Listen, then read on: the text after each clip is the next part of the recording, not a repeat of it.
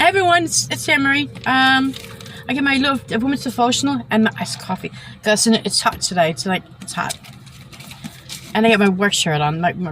It gets cold in the stores. I have 2 shirts on, but right now windows open to go. I want to share a devotion. This is for Thursday.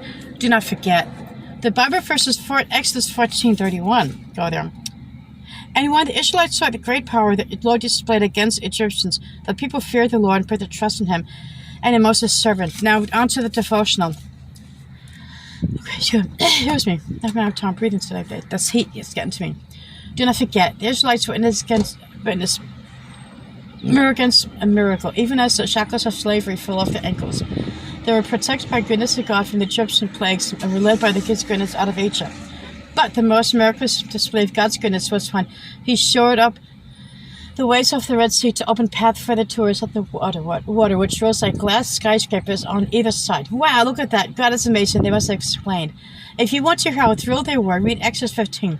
The people were so excited that they went on for 21 verses, shouted, Hosanna to the Lord. But exactly 3 short verses later, in Exodus 15:24, their joy turned sour. It seems that for 3 days, they traveled in the desert without finding water, so the people grumbled. It was as if the miracle of that day had never happened.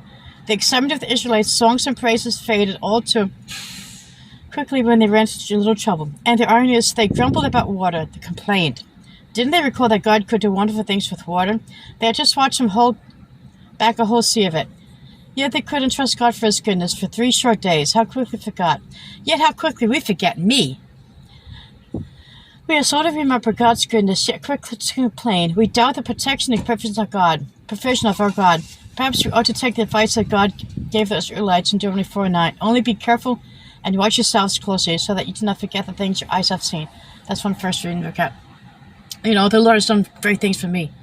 But, how soon I forget? You know, I'm going through trials. Can God do this for me? How can God do this for me? What's going to happen?